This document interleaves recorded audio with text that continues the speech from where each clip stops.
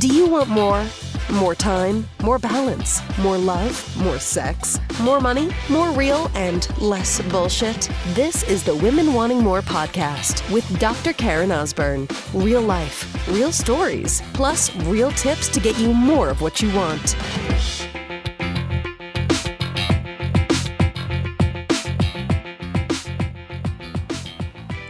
So, sister, you are allowed to want what you want. When I coach with women, when I get on the phone with women, before I work with any woman, you have to apply to work with me. So I want to get on the phone first to see if I'm going to be a fit, and if, that woman clearly knows, if you clearly know what it is that you want. What I find so interesting, and this isn't just the woman that I connect with, this is a lot of people around the world, is they know exactly what they don't want. They are currently not happy with the life that they are living. They don't want that partner. They don't want the problems in their business. They don't want their kids to not listen and talk back to them. They don't want to be carrying the extra 50 pounds. But they have not taken the time to clearly think about, what do I want? What does matter to me in my life? And I believe, in the conversations I've had with many women, is that they're afraid to say aloud the things that they want, because the story they tell themselves is, if I say I want an epic marriage, I want to clearly know my purpose, the story they tell themselves is that means that I'm not happy with what I have. So if I say I want an epic marriage, I want the marriage of my dreams, I want a husband that sweeps me off my feet, I want a husband that knows what I want sexually in bed, I want a husband that makes me feel loved, and I know how to show him love back in the way that he receives that best, then somehow I'm an ungrateful wife. Because I'm married to a good husband and he's fine, but they want more. Or, I have this husband, I've got kids, and I have a business, and everything's great, right? But yet they don't feel like everything is great. They feel like things could be better. They feel they were called to something. They feel that they should be showing up bigger within their life. But yet they are often afraid to not just think that and share it, let alone speak it. Because somehow that would mean that they're not happy with the life that they're living. And I'm telling you right now, sister, you can want what you want. It doesn't matter what others think of you. It doesn't matter how society plays this game. It doesn't matter how your friends do things. It doesn't matter. It matters what you want. And there's so much power, and you've heard me talk about this in the podcast so many times. I'm sure ad nauseum, to the point of holy fuck, here goes Karen again, talking about what do you want? Why does it matter? And what, do the work to get it. It seems so simple, right? And in some respects it is, but you gotta really keep asking the questions what do I want? And when that's clear, when there's a holy cause, when you're excited about achieving that thing that you want, about getting to that place,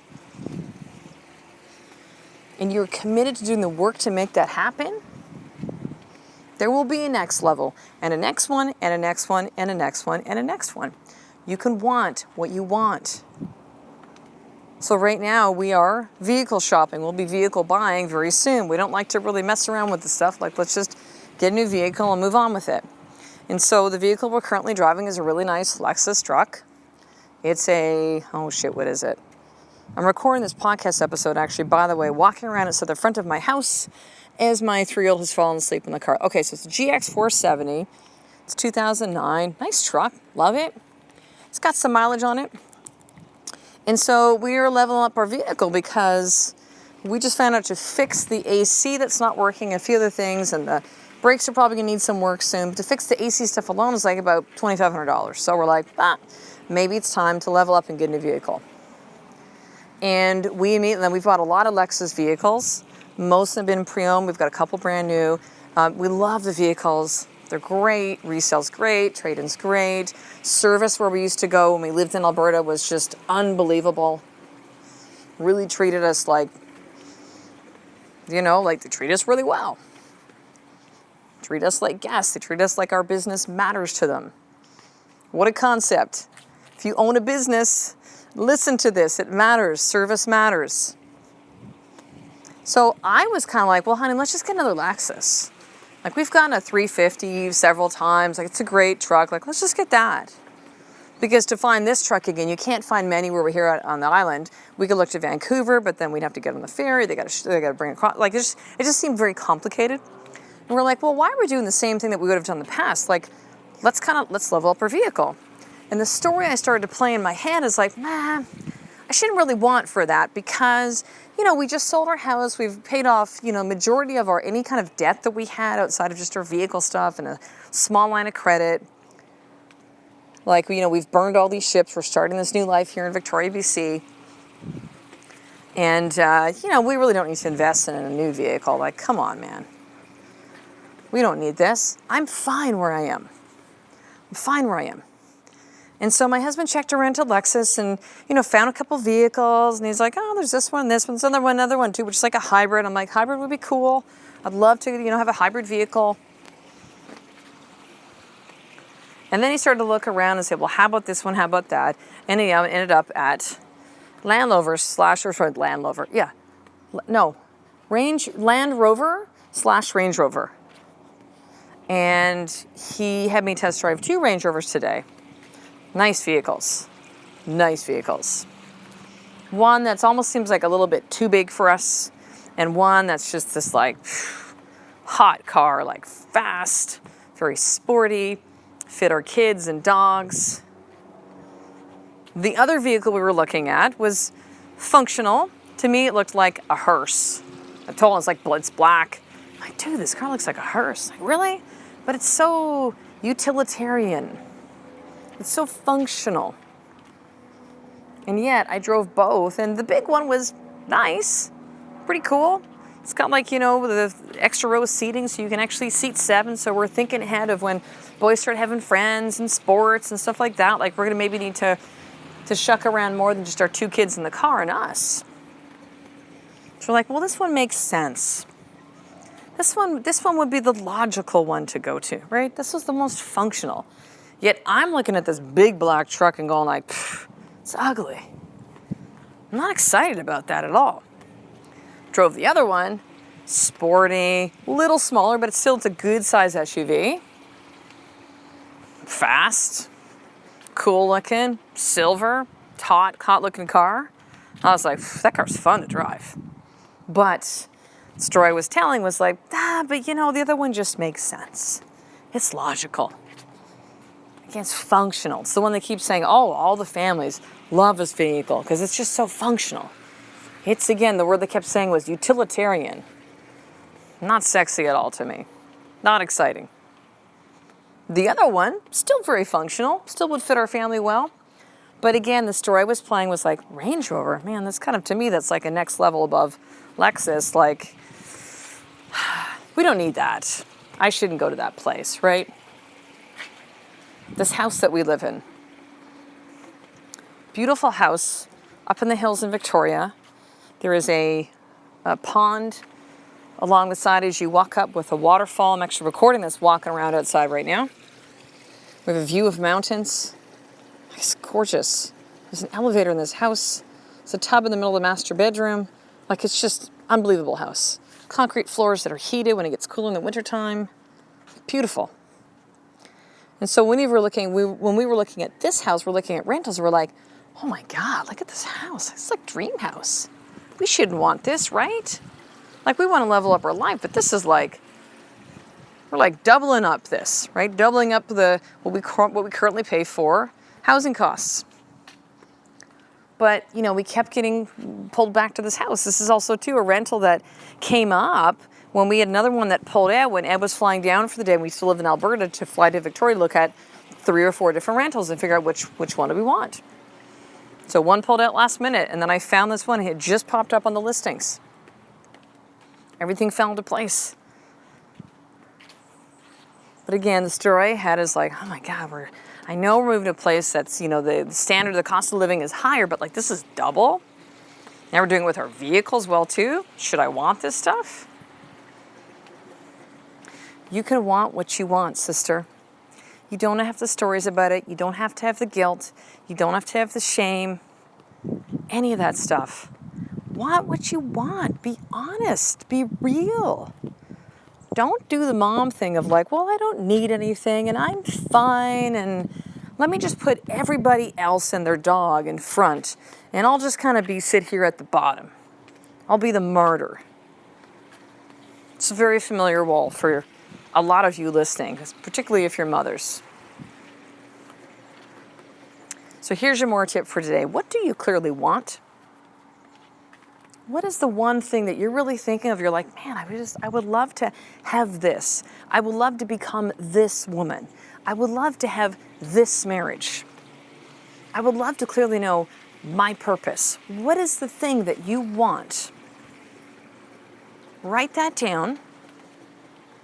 Make sure it's defined. So for example, if you go, you know what, the thing I really want, the thing I clearly want is to be happy. Cool, so how would you measure happy? What does that mean? How do you know when you get there? Clearly write down what is the one thing that you truly want within your life. One thing. And then the second part of this is you're going to write down, why does that one thing matter to you? Why does it excite you or maybe even scare you a little bit?